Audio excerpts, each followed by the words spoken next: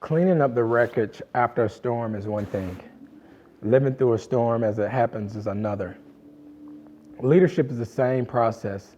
Leadership during a crisis is very much different from what has already occurred.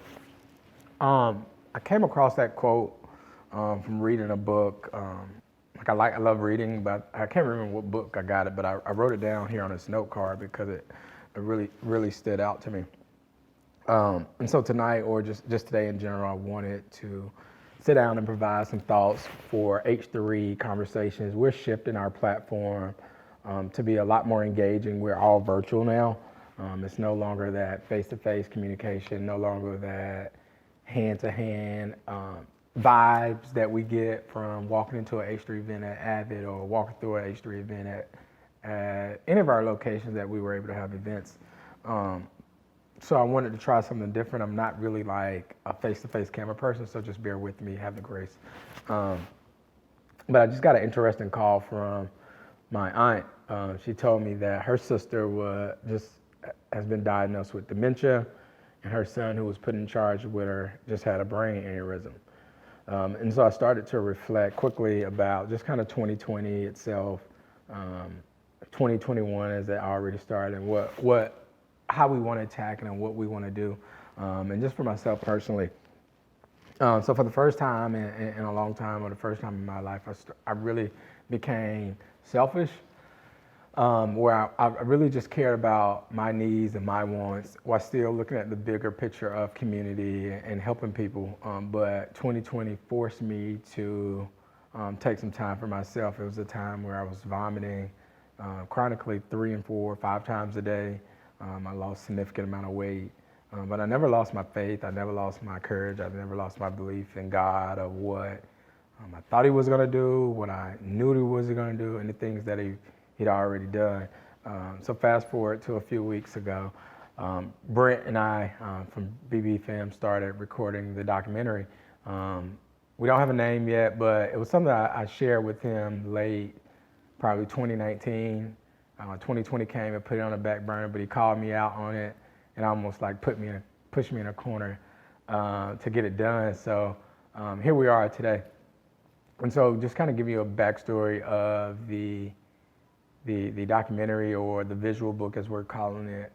So I've spent my entire life like keeping my life sheltered, keeping my life boxed in for various reasons, just for self-protection, self-guidance, just personal opinion, personal belief.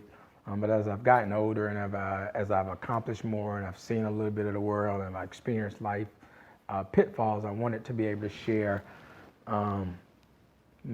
what I consider my full, organic, real story. So a lot of people that know me, if you kind of met me in different segments of my life, you met Collegiate Quentin, or Collegiate DeBerry, which is president of the school, who went out and partied and had fun. Or you met me post-college, where I was managing artists and different things like that, managing gospel artists and songwriters and singers, and playing my hand at the music. Or if you actually grew up me from Laurinburg or from Cross Creek or Muda Grass, you have a reflection of me. And so what we really want to do is begin to share that entire story from start to finish, the both the peaks and the valleys. And so some of you may know, and some of you don't. So we'll be sharing some intimate stories about my childhood and my sickness of rheumatoid arthritis, my experience of growing up with my cousins, my experience of not knowing my dad, and my experience about my mom moving away, and what that gave me from a train of thought, what that inspired me to do, what that inspired me to be, the motivation that it gave me, the questions that I had of not being able to call your parents and ask them certain questions, or just the moxie and the grit and determination that you get from those experiences. We'll meet some friends that I have growing up from singing on the choir. We'll venture off to Winston-Salem, where we'll meet some of the professors, and what I share with, like, what I think the growth of my life began to happen. Me developing into Quentin the leader, Quentin the accountability person, Quentin that wanted more out of life. And then we'll wrap up or start seeing some of the things I'm doing post-graduate school. We'll talk about my master's degree in leadership and why I chose leadership. and why I think people in community is so important. I often share that I care about people because I've had so many people care about me. I think that's important to how I was raised. I think that's important to the morals and beliefs that I had. It's about the journey. We always talk about the marathon and running the race. But that race actually takes work. It takes getting pushed down. It takes getting back up. It takes not knowing. I'm at a place in my life where I'm probably more comfortable than I've ever been, both just spiritually comfortable, physically comfortable, morally comfortable. I think I still have a lot to go and a lot to learn, but I'm super happy where God has started me from, and I'm super excited where He's taking me to. I just want to make sure I'm doing it for the right reasons, for the people I care about, the people that care about me. There's a few things I care about in life, and I care about people, I care about community, I care about hard work, I care about determination. I enjoy seeing people win at things that they want to win at. Life can be very hard. Life can be unfair. Life can be all the things that we don't want it to be, but there's a glimmer in hope. There's a glimmer in having the ability to get up. There's a hope in the ability to chase your dreams, to chase your goals. There's a lot of scriptures that people can quote and call. A couple of my favorites, like before I formed you, I called you. In the womb, I called you. So I've kind of always felt like this. I've always had the faith of a mustard seed because that was the only thing I had to hold on to. Not knowing your father, not growing up with your mother, it's different. It puts something, it inspires you to dream big, and there's only two options. There's the left or the right, and some people go left and some people go right. And it wasn't easy, it wasn't fair, but I'm very appreciative of it. I'm very honored because I don't think my life would have turned out the way it has without those experiences. And so as Brent and I begin to share a lot more of the stories behind the scenes, we're super excited, not only just to show you the film, but to kind of show you the artistic side, the talent of what Brent can do, what the people we've been able to surround ourselves with can do. I'm all about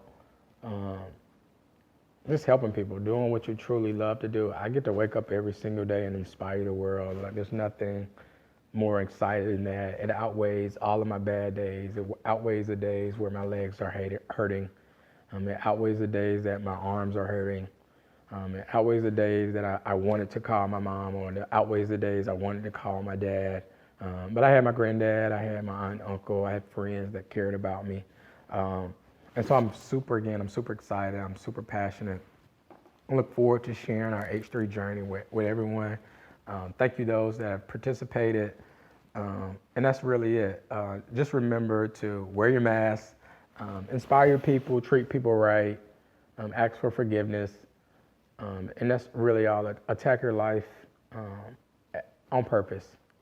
Attack your life on purpose is really all. Like I say, be very intentional about your goals. Be very intentional about your dreams.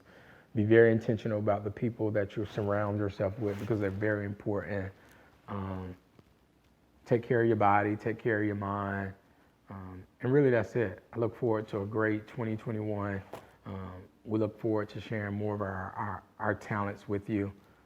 And this is our first H3 leadership conversations. We're going to try to have more of these. There's some exciting stuff we're going to do throughout the year. You can follow us on Instagram at H3 Charlotte H3CLT, Brenton B Films on Instagram, QuentinDeberry.com, LinkedIn, Quentin DeBerry, Google H3, How to Hustle. But we look forward to engaging with you this year. And remember the H3 platform. Thank you so much. And our first H3 talk. Bye.